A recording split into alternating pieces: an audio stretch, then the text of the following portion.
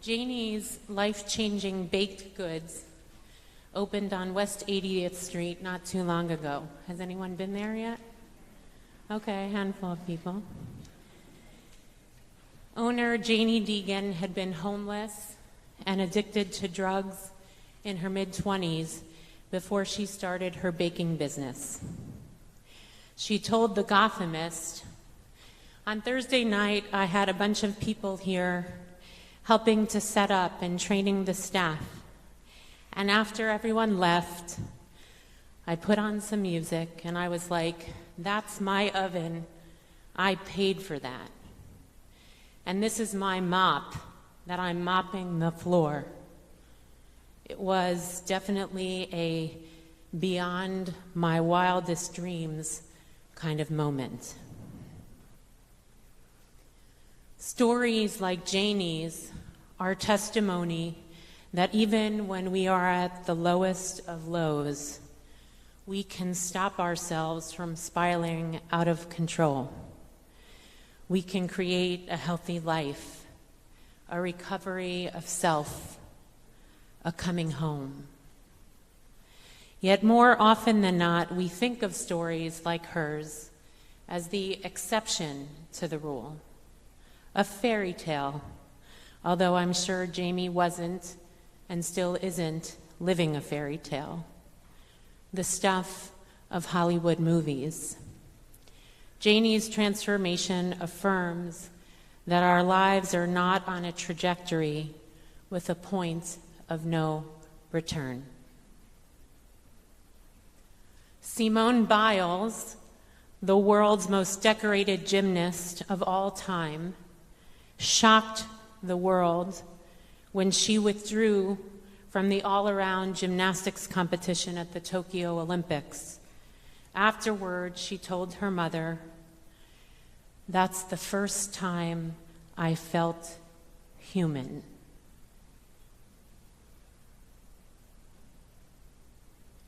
It took courage and clarity for her to assert her own worth and well-being above the expectations, the gold medals, and the culture of powering on. She stopped and disrupted the notion of what it means to be an elite athlete. We love stories like Janie's and Simone's, when people radically change or shift their lives. But do we ever think that we can be that story, or that our society can change in such bold ways? Radical change requires us to say enough, and that can feel scary and unsettling. It is disruptive, and disruption is hard. It is like walking in the subway against traffic, or pulling the emergency brake on a bus. Sometimes it is beyond our wildest dreams. For all the Jewish community's obsession, and it is an obsession, with continuity, the Torah actually gives a blueprint for discontinuity. With the institution of Shabbat, some could say the Yamim Noraim, the High Holy Days, and even more profoundly, the Shemita year, the sabbatical year. Vayikra, Leviticus states, "When you come to the land that I am giving you, the earth will be released from tilling as on the weekly Shabbat of the Eternal. You may sow your field 6 years, and you may prune your vineyard 6 years and gather in their produce. Uvashana hashvi'it Shabbat Shabbatoni la'aretz Shabbat ladonai. But on the 7th year will be a Sabbath of complete rest for the earth, like the weekly Sabbath of the Eternal." And Devarim 15 says, "Mikit sheva shanim ta'aseh shmita." At the end of every 7 years, you will arrange a release, which in 15 is the cancellation of debts. Every 7 years, the land lies fallow and debts are canceled. In doing so, we reorient our relationships, particularly with poor people, and trust that for a whole year there will be enough sustenance for all. In the grandest terms, the Torah deems that interruption is necessary and holy. It is a vehicle for change and transformation. It is the catalyst for recalibrating ourselves and society. It is the way we put God and our most righteous and just aspirations at the center of our lives. We have a taste of it every week with Shabbat. Imagine what it might be to truly live a year of Shemita. This new year, 5782, is a Shemita year. Welcome to a year of interruption.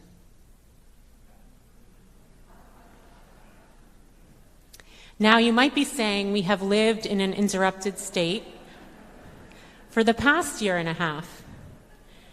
That is true. But it has been an interruption born out of necessity and safety. The Torah has a different proposition: to interrupt our lives for the sake of morals, values, and faith.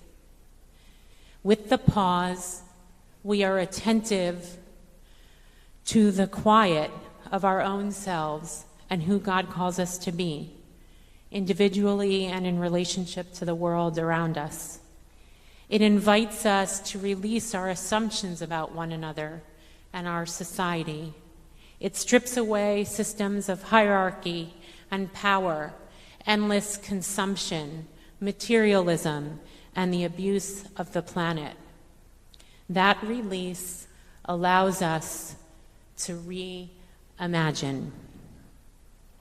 Jewish philosopher Walter Benjamin spoke of two kinds of time: homogeneous empty time, which is continuous and flows, where hours and days are the same, and messianic time, which ruptures what is and redeems it.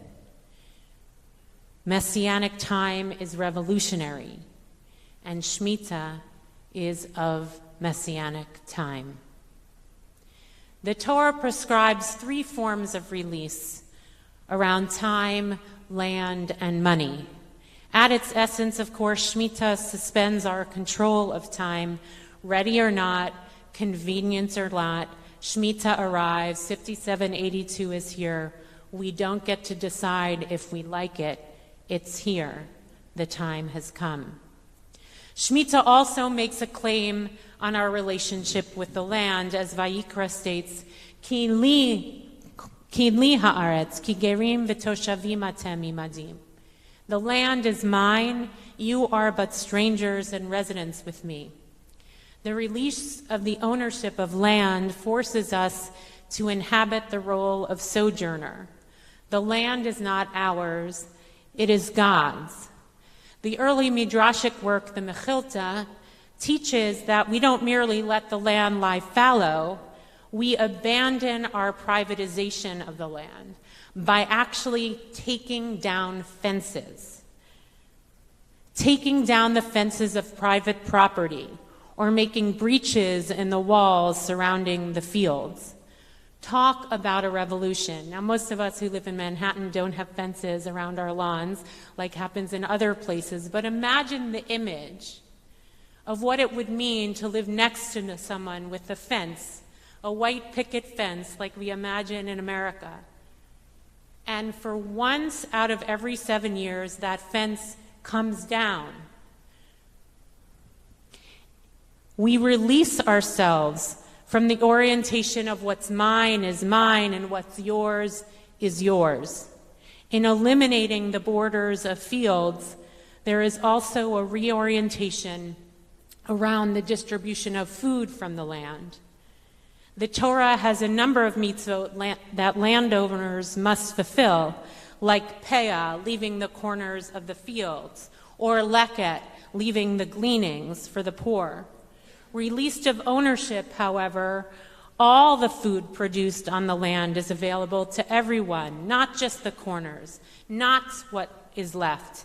Everyone can partake of the bounty of any part of the land. The categories of donor and receiver, rich and poor, are eliminated in the sabbatical year, and the definition of a person's worth are not based on what they have accumulated in property or wealth, but on their unique God-given value as a human being. We are not what we own or what we have purchased. Shemita also makes the claim that our wealth is not our own. The Shemita cancels all debts, which releases the poor from entrenched poverty and reorganizes the socioeconomic structure of society. In the Shemita year, you can get a second chance and a fresh start. The releasing of debt also releases the power one human being has over another, and the inevitable shame that comes from being financially beholden to someone. The Torah also imagines that God's bounty is not held by a few. Shemita creates a world where what we have is enough. There is enough abundance for everyone. Now, I know what you're thinking. Felicia, this is a pipe dream. And there is little evidence that Shemita was fully practiced, so your skepticism is not altogether misplaced. However, in the late 19th and early 20th century, the observance of Shemita was revived and the questions around it with the resettling of the land of Israel. Rav Kook, and Rolly spoke about him last night, the chief rabbi of British Mandate Palestine, supported a halachic loophole for the pioneers to still harvest their crops by transferring ownership of their land to a non-Jew. While Rav Kook allowed for this leniency, he believed that Shemita had cosmic significance. He wrote in his treatise on Shemita, Shabbat Haaretz, "There is always a tension between the ideal of listening to the voice inside of us that calls us to be kind, truthful, and merciful, and the conflict, compulsion, and pressure to be unyielding that surrounds buying, selling, and acquiring things. These aspects of the world of action distance us from the divine light. This distance also permeates the morality of individuals like poison. Stilling the tumult of social life from time to time is meant to move this nation to rise toward an encounter with the heights of its inner moral and spiritual life." Rav Kook believed Shemita could bring us closer to our own inner voice and to God, and away from the toxicity of consumption. I'm sure everyone's building has more than enough boxes of Amazon. Has anyone in the last year and a half seen so many boxes? I mean, the lobby of my building is just replete with boxes and boxes, and we understand, right? It's because we needed, we couldn't go to those stores, but it is amazing when you think about the consumption and how that is lying in front of us to be displayed in our buildings. What do we really need? The way we live, Rav Kook believed, often masks the essence of who we are, creates a barrier between us and God, and suppresses our highest ideals. Shemita, both individually and collectively, offers the chance to reach our greatest potential. Even beyond the halachic workarounds, Rav Kook believes Shemita is ultimately a spiritual mindset that refines the soul and elevates the nation. And it is a stunning gift should we only observe it. At the end of January of 2020, I ran into an acquaintance in the park who said she had already bought tons of hand sanitizer and toilet paper and suspected that our children wouldn't get to finish the school year in person. I dismissed her and her concerns and moved on. Of course, her predictions came true, all of them and more. The truth was, I could not imagine life disrupted in such profound ways. Who could imagine children attending school on Zoom for 5 months or a year and a half? The spiritual life of community lived through boxes on screens and davening in an empty sanctuary for a year. By the way, it just feels incredibly powerful to look out and not see an empty sanctuary. Not seeing family members and friends in person for a year or two. Weddings, bar mitzvahs delayed or not had. Funerals over FaceTime. 655,000 people dead in this country alone. Some in our community, some family and friends, and loved ones of those sitting right here and outside and on live stream. And just when we thought we were moving back to some kind of normal, whatever that means, the Delta variant hit, and it feels like whiplash. We don't think we are hardwired for a life that has a radical shift. And yet, the last year and a half, we have experienced such a shift. Now it is true, for some of us it has been less radical. Many have had the security of stable housing and employment, good health care or good Wi-Fi, or devices for working at home or homeschooling. So it is important to recognize the pandemic was not the great equalizer. Many people have said that. It's not true. The pandemic was not the great equalizer. However, it was the great interrupter.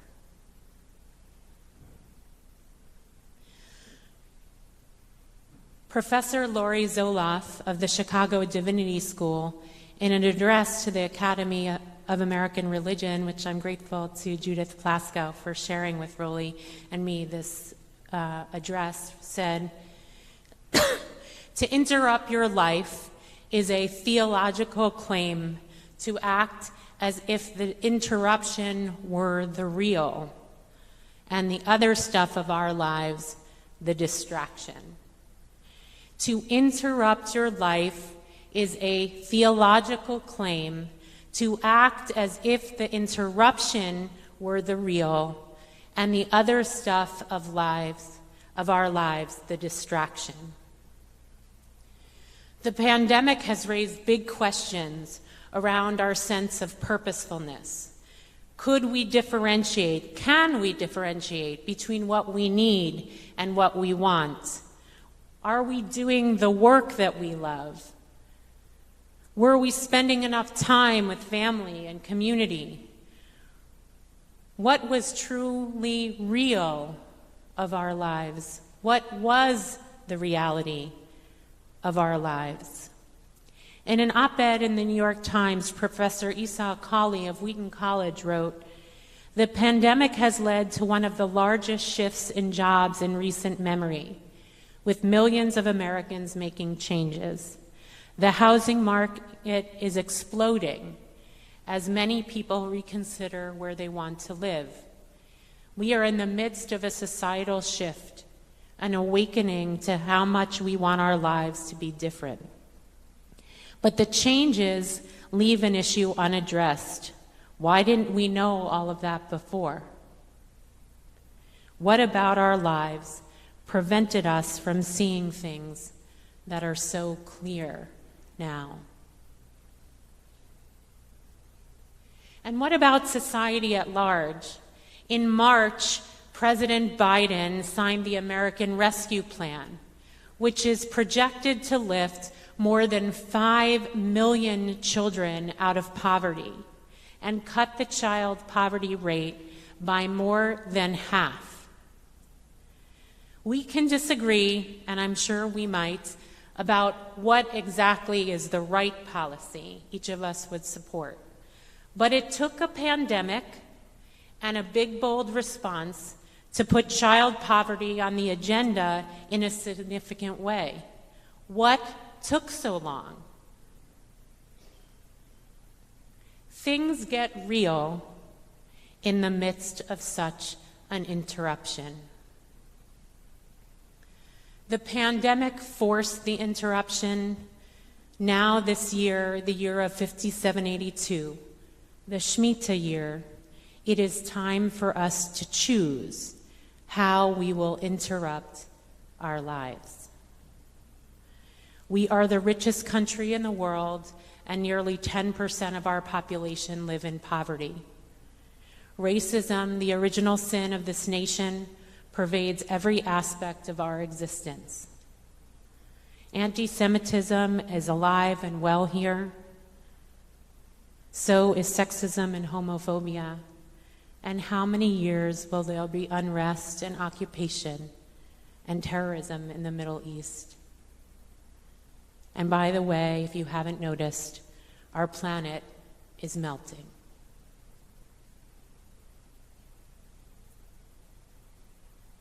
We have big problems that need to be solved.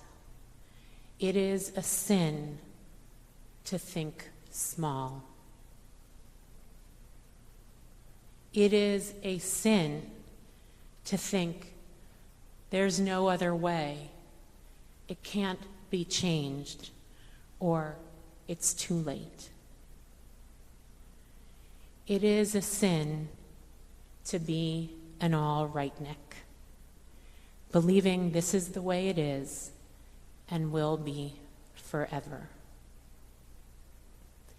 So this year, I ask you, we ask you, how will we create a Shemita mindset for ourselves? What are we willing to let go of? How much is enough? And how will we say enough to our automatic pilot style of living? We need to dig deep and question the assumptions and values our lives are built on. As a community that has power and privilege, we collectively need to think about what real sacrifice looks like. And we will spend the coming year as a community exploring such big questions. But for the next 10 days, we have the gift of suspended time to do the searching and take account of our lives and our society. How might this be a year of interruption and release to bring the transformation we so desire? I got in touch with Janie Deegan because I wanted to know what catalyzed her change. I first read about her story in the West Side Rag, the most sophisticated paper on the Upper West Side. So I stopped by the bakery. They have very good cookies, but she wasn't there. And I emailed her, and she wrote me back. I don't know that she had ever had a rabbi contact her to say, I'm going to speak about you in my Rosh Hashanah sermon. So we spoke on the phone the other day, and she described how she had hit a spiritual bottom and had cut off connection with everyone in her life until she met one woman who basically made a crack in the many walls that she had built up. One woman who believed in her and saw her and was willing to call her out on her stuff. Janie realized she had not been honest about who she was her entire life. that she had been hiding. And from that moment on, everything changed. And she said she was just looking to make one right choice, one after the next and the next. She said, no matter what fears I face, no matter what I do, I know I will be held. When I let go of things that aren't working, in the emptiness, I am amazed by the things that rush in. Which is basically Shemita. When I let go of things, in the emptiness, other things rush in. During the Shemita year of 5782, we too need to let go and live in the emptiness. Have faith that our community and God will hold us, and that what rushes in to fill that space in our lives might just be amazing. Shana Tova.